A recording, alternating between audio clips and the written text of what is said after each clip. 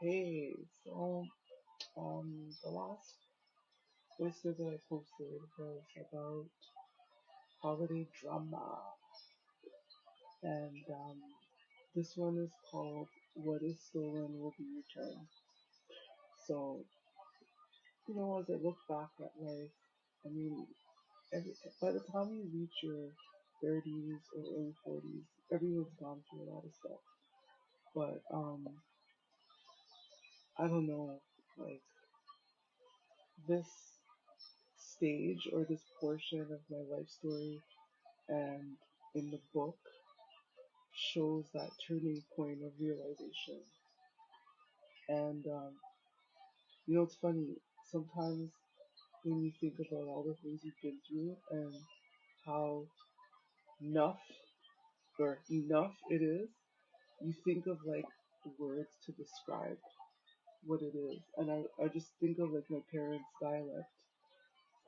Igbos or Southern Delta Igbo Nigerian people, they say Ewo, like, oh my god, like you've had it. That's how I describe this section. Okay. Um. So this is a portion of a book where I address issues about severing ties from family, especially if your life is blocked or being blocked and forced into stagnancy. So although this is connected to the holidays, I'm gonna backtrack a little bit because I remember sharing portions of the story. Um, And as I mentioned before, when you're going through manipulation, covert manipulation is very slight.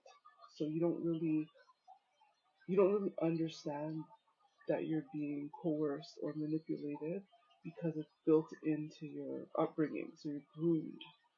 And so in order for me to pull out the details of how this was done, I'm going into detail piece by piece so you can kind of backtrack and look at how everything was done. So I talked about watching Netflix with my stepmother back in 2018 and how the TV program we were watching had like stepkids with a stepdaughter and then a stepmother, and basically the siblings end up saying they want to make the stepsister's life a living hell. So so from that point onwards, so 20 I'll say late 2017, 2018, I tucked that experience away in the back of my mind, and I tried not to think about it too much because I'm like, things happen in families. Maybe this is a one off scenario. I haven't seen too much animosity from my stepmother since I was 18, 17 years old. Maybe it's just a phase. I let it go. But as I was working towards building my business and kind of elevating myself into the direction that I'm taking today, I realized that my progress and movement forward was something that was felt by people who wanted to keep me stuck. And so, as I turned the volume up on my goals and trying to achieve them, the manipulation was also increased, like a thermometer. So, in 2019, my stepmom was talking about retirement, and she was suggesting that she wanted to move on from one of her career positions that she held for a long time.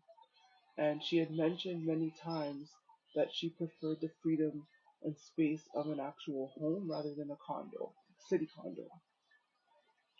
So the way she set it up was that she appeared concerned about all of us grown kids, and that, you know, she wanted to see us move forward.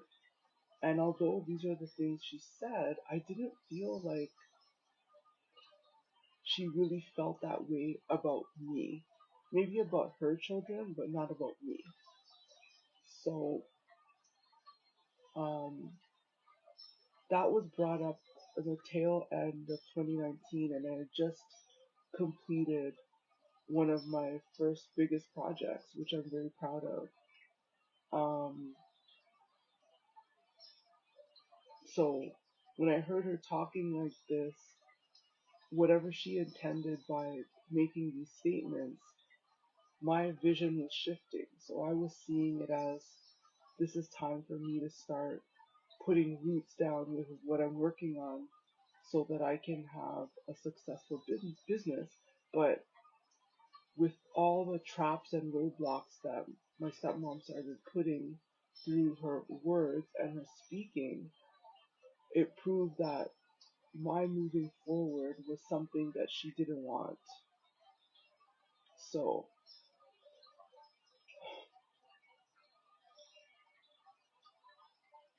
I carried out this event and I was working alone because of what I had gone through with all that abuse in the community. I was determined to work alone because I didn't want any more confusion.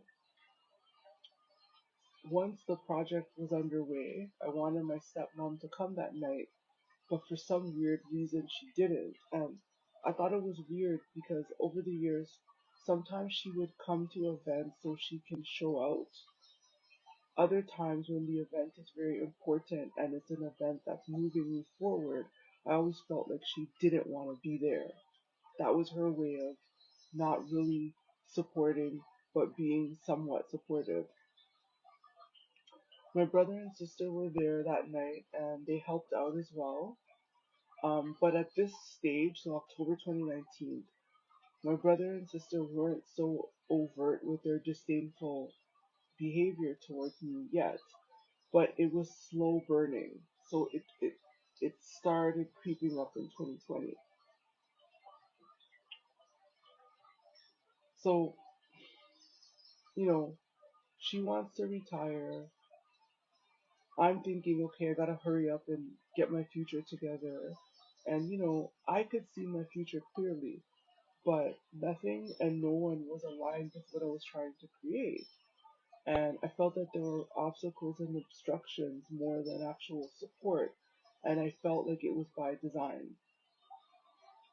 I'm writing from writing. I wrote about all these intricate details in the book because narcissistic behavior is often something that a person is groomed to accept. Manipulators take their time plotting and crafting the scheme so you don't see. And as a target becomes more and more aware of this, the behaviors and inflections are more pronounced. I'll never forget the afternoon of my birthday in January 2020. So we're going from late 2019 into 2020. At that stage, I never relied on my intuition strongly because whenever I would tap into what I was feeling, I would always discover that my sense would always break my heart. And there had never been a time where my intuition gave me a heads up for good things. It was always negative shit. So even at this stage, I was still kind of second guessing what I was seeing and what I was hearing. When my stepmom called me to talk to me about her plans of retirement, she was talking and talking and talking, and I was listening. But there's one thing that stood out when she was speaking, and it was the words, "What was stolen will be returned." And I'm like, why am I thinking this? Like, why is this one line statement popping up? And it's something that kind of stuck with me for the rest of the following year. So I was nursing the end of this mean flu, possibly COVID. Um, I went to a floor plan boiler room event. It was really good. And I got sick right after that event. So that happened like the ending of November, early December. And so I was sick up until my birthday. And I'm like, alright, I've moved away from groups of friends that I no longer hang out with. So let me just ask my siblings if they wanted to spend my birthday with me because I've always wanted to include my family in those fun and exciting moments no matter what. I struggled to bring anyone around me because something was still weird as the final years of narcissistic abuse and isolation was still looming in the background. Right before my birthday, my stepmom expressed again that she had been working a lot and that her siblings back home seemed to be enjoying life. I put quotes around that. She expressed that a lot of her friends were not having to work as hard, and she brought that up a lot. After hearing her making various comments of that nature, following fall of 2019 and then my birthday in January 2020, I remember in the media they kept referring to 2020 as the year of clear vision, 2020 vision, and what I was starting to see almost destroyed my life. Cleared my vision, but it almost destroyed my life. I went out that night to Lavelle, the Lavelle rooftop. Everyone knows where Lavelle is. And I enjoyed the night. You know, Toronto DJs always deliver. And even though I enjoyed myself, I always felt like something was off. I couldn't shake the feeling that from 2020 there was going to be a lot of changes and I couldn't put my finger on it. The next day, I excitedly sent my stepmom some of the snapshots that were taken from that night. And she said something really puzzling. She said that she was shocked at how I looked in those photos, and she said that she couldn't stop looking at it. But the one thing that sent a chill down my spine was her tone of voice. It sounded strange. I bring this up to say that this is what slowly escalated what I've been going through following the next 4 years. I believe that she started to see me as an adult and as a grown woman, so everything after this meant she wanted to derail my life. This realization terrified me because she started to become mean spirited, and I felt like she did things on purpose to kind of tear or shred things apart. And so I allowed her her own autonomy, but it became apparent that my step parent didn't feel the same way about me. So in 2020, following January, so much hit a standstill, and there was kind of like a silence from all the hustle and bustle of life, but it was a welcome change. I really actually was grateful for that pause. Um, Throughout the course of 2020, my stepmom kept bringing up the subject of what I was going to do with my life, and it popped up as as frequently as the statement about the pandemic roaring through our city. So during that time, I spent a lot of time with family, and although those times felt like happy moments, I started to notice that things were feeling out of the norm, and I became quietly concerned about it. So the veneer of things being okay didn't feel secure, and I felt like there were so many off moments in communicating with my stepmom. So we fast forward now to November, so we're almost into a year of quarantine, and my stepmom called and spoke again about wanting to retire and buy a house. And she mentioned that she'd be sitting in with bank advisors to see if she was able to financially start the process on the books. And she specifically said she was tired. And she mentioned again she preferred living in a house in a condo. And I understood what she was saying, but I didn't quite understand the repetitiveness of her speaking on it. She did say she knew it was a huge undertaking, to purchase a house nearing retirement, but she did say that the interest rates were good and she had a plan. So then she brought it up to me, asking me if I wanted to move into her condo. And I was surprised that she asked me because she's always blindsided me with weird comments about not being able to manage my life or not having my life sorted out. So I'm shocked that she would ask me if I wanted to move into her condo. And I felt like her comments towards me about my level of accountability and responsibility, um, it angered and annoyed her. So because she spoke in two ways. So sometimes it was loving, other times it was demeaning on, two sides.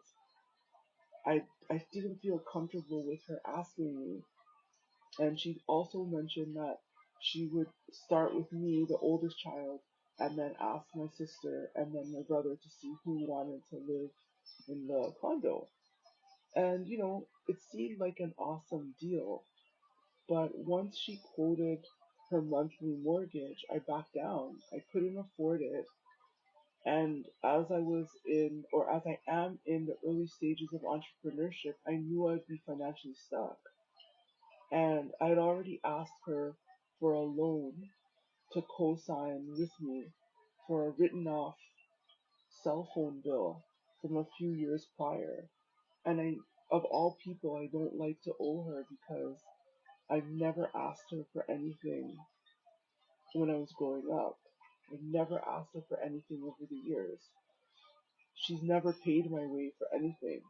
So for me to have this cosign looming over my head and then now moving into a property and having to pay her or pay the mortgage towards her mortgage, I didn't feel it was like safe.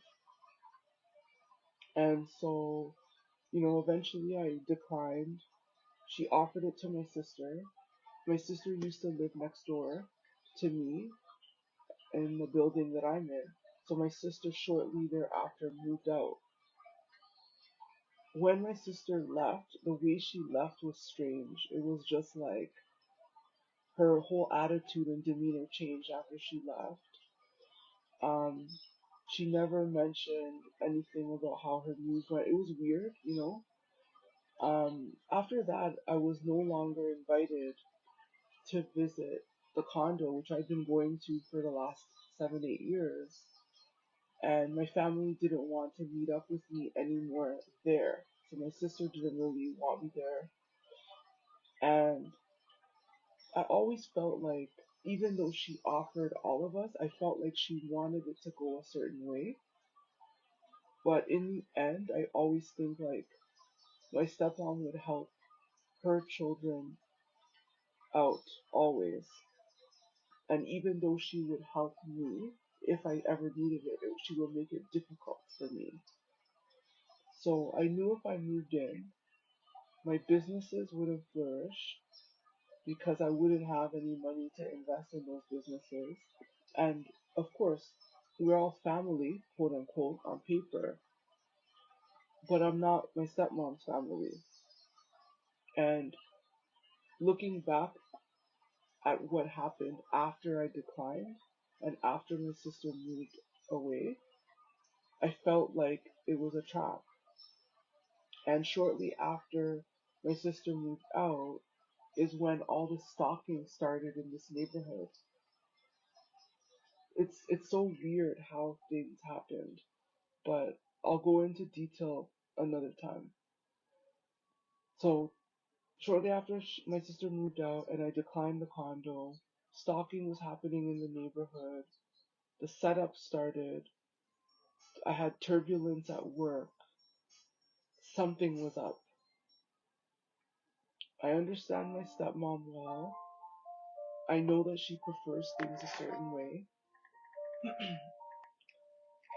So because I know she likes things a certain way, I don't go with what she's telling me. As I've explained to you before, sometimes when she wants things a certain way, it just crashes and burns for me, and then I'm stuck. So I go with what I can manage.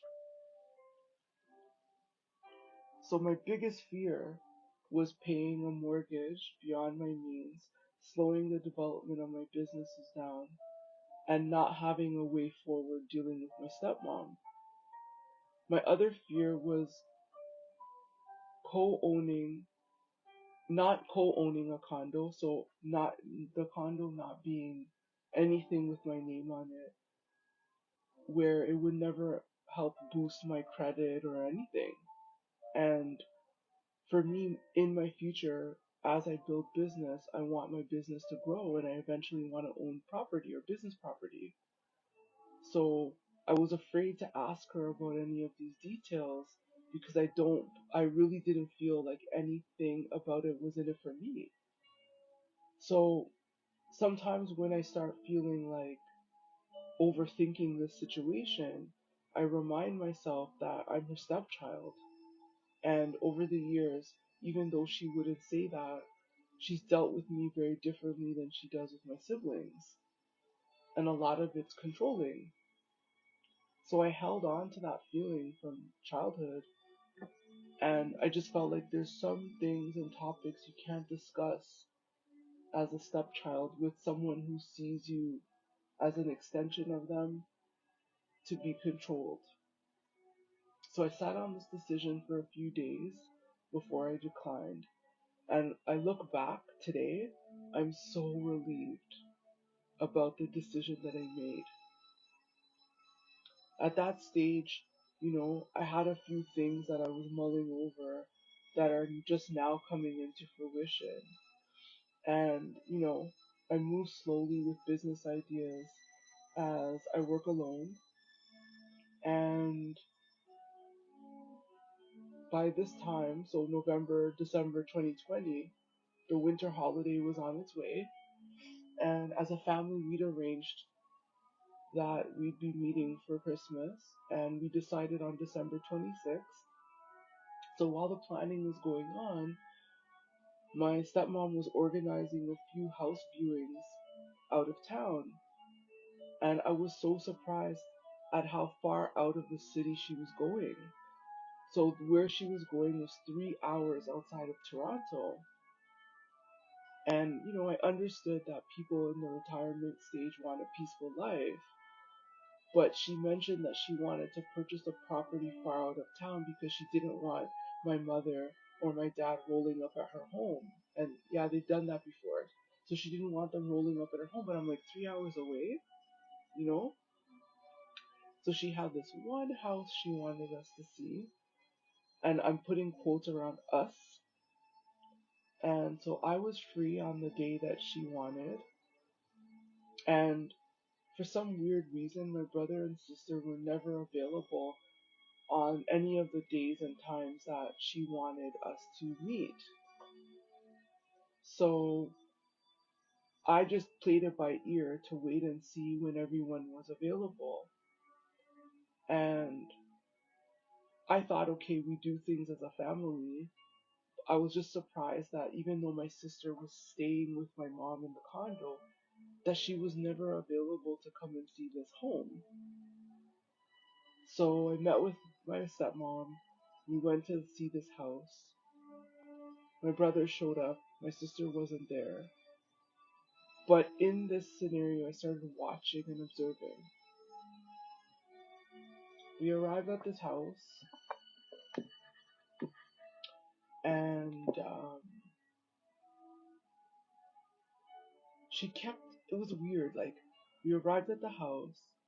My stepmom was asking the realtor all these questions. She mentioned that she'd already seen the house before, and she just wanted to see what I thought. And of course, I wanted to support her decision. But it's just the the way she said it that I felt awkward about it. She kept referring to the house as my house, which is weird because it wasn't my house. And I never felt that way about anything that she owned. but she kept referring to the house as my house, and I'm like, actually, it's not. The house was nice. She signed the papers thereafter. She waited for things to clear. I was on board to help her move, and because I've moved so many times in the last 15 years, I knew what it was like. And I was like, okay, I'm gonna help her. All right, so Christmas rolls around, and as per usual, my stepmom can't say this about me. I cook. I love to cook. I bought tons of groceries, brought all these recipes. I had all kinds of things on deck for the holidays. I arrived much earlier to get the cooking started. My stepmom was scheduled to work Christmas Eve, so, we did what we could. Literally, I was standing, roasting Brussels sprouts near the stove, cutting up veggies, and unprovoked, she blurted out that because my father had paid off the 1 year that I had interest on for my degree, for my OSAP loan, she stated boldly that she felt my dad loved me more than he loved my brother and sister. I was a little shook by this random outburst while I was chopping and simmering veggies that I paused and I just looked at her. And then I looked at the cutting board. And then I looked at her. And then I took a deep breath. And I realized that up until this point, because I've been going through so much narcissistic abuse, I've been, visiting online platforms and listening to coaches talk about what it feels like when you're being manipulated and forced to argue. I took 5 seconds, took a breath. I didn't retaliate. I didn't say anything. I thought about what she said, and of course, as per usual, I wanted to understand where the statement was coming from. Her statement sounded like a fragment or thought bubble of a conversation that she was having somewhere else with someone else pertaining to me. I let the shock of her statement escape my body. I knew I'd been healing for the last 5 years. So, although it was unexpected that this statement she made was going against my healing practice, it helped me check in to see if what I was learning and how much I've healed was working. I reminded myself in those brief seconds that no matter how it was meant to be received, that I had to be firm. If this statement she made was meant to be destructive, I wasn't going to allow this to shake me. That I know. This is the first time during my upbringing that she had made a statement like this. And I hadn't heard this position or stance, this aggressive stance from her for over 20 years. So it was new to hear her in this position. I didn't argue, but I did tell her that my father paid it off because he knew I had worked hard to finish university alone and that I'd graduated university with no access or help. After I explained this, I fell silent. She grabbed her handbag and went to her room and slammed the door.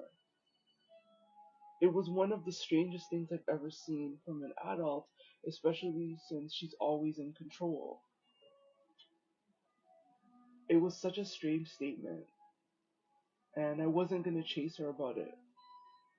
Within a few minutes of that occurring, my sister arrives, and she kind of felt the energy of this outburst, and she asked me what was wrong.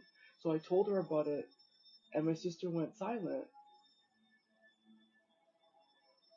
And this is the that awkwardness that I'm often called awkward, but this is the awkwardness I experience I noticed that since we were young, whenever I'd speak about being mistreated by her mother, so my stepmom, no one would speak up. No one would defend me. No one would take my side. No one would say anything. And especially from my sister, I'd experienced this stance from many other people pertaining to my stepmom over the course of my life. I realized that when the topic of me being the stepchild came up, no one had anything to say. But when everyone had a personal issue, they made me feel like I'm the cause of the personal issue. And if they ever felt mistreated in my honesty or insecure in me standing in my truth or my light, they had so much anger towards me. And I knew something was wrong. Like that December, I was like, something's wrong. This has to change. It has to change. So my stepmom emerged from her room as if nothing happened. It was as if nothing transpired. And shortly after she got out of her room, we also took a snapshot, which is that picture that is posted right now. We took a snapshot, and before I pushed the button for us to take the snapshot, she said she looked at her image on the camera, or our image on the camera, and she said, "Aging is so bad." And then I pressed the button, and I sat back, and I'm like, "Wait a minute, this is weird." Like I'm hearing the truth about why this is happening, and it's resurfacing again. So I don't. When I look at it now, I look back. It's like her anger and trying to control situations and control me isn't so much about me not having my life in order. I think it was that she knew that I'm looking at the way life has been and I want to make it different, which means that I have to be different, which means that I have to do things differently, which means that when she's looking at me for my age, she's looking at how my face looks and how I look. I look younger than my age. I don't have kids yet. I'm not married yet. It's like she's looking at me and it's like a mirror. It's making her angry. So we took the snapshot and I'm thinking, wow, another big question mark. What the hell is this? You know? And so there was an awkward silence after she got out of her room and then she took the picture with us. And eventually she painfully brought up what she said, but she didn't apologize. She just said, "I have good thoughts and joy in my heart." And that was supposed to be the end of it. That. So, you know, I was silent after all of that. She proceeded with her financial preparations for this house that were happening in the background, but I still knew something wasn't right. To me, this is an example, all the ways that my siblings operate or people who've interacted with her but know about me. This is an example of the use of perceived preferential treatment to pit family members or people against me.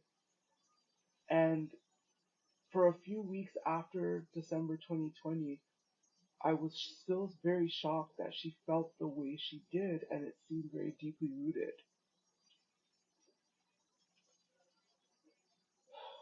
The reality of her statement, in my opinion, felt that she really supported my siblings.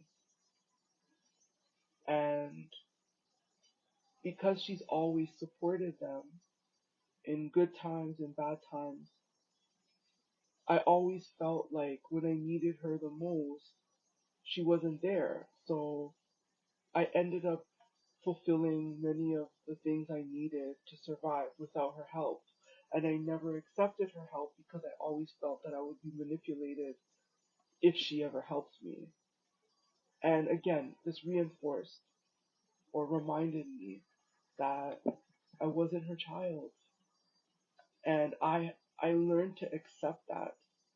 So when she would talk about family, I would feel weird, but on the surface things seem normal. So I would be like, okay, yeah, nobody's perfect. Yeah, family, you know? But even though I am the older sibling, I always knew that I had to look out for myself. If she ever gave to me, I was grateful, you know? The expectation for her to help me was never there, and she knew this. I settled for a lot less, and I went after my goals alone, however lofty those goals were. And if I ever needed anything, I worked for it. And sometimes I felt like it was a tireless task, like just working, working, working. But when I look back in 2023 to how much I've done to arrive to now, I know that the work that I put in all those years where things were going, felt like they were going in circles, is coming to a full circle visit right now. And so that whole scenario at Christmas um, felt like a mirror projection. And 2020 was the setup for what happened now in my work life, in my neighborhood, the apartment building I live in, what happened to me on the job. I'll go into detail about that. But this is holiday drama. Thank you.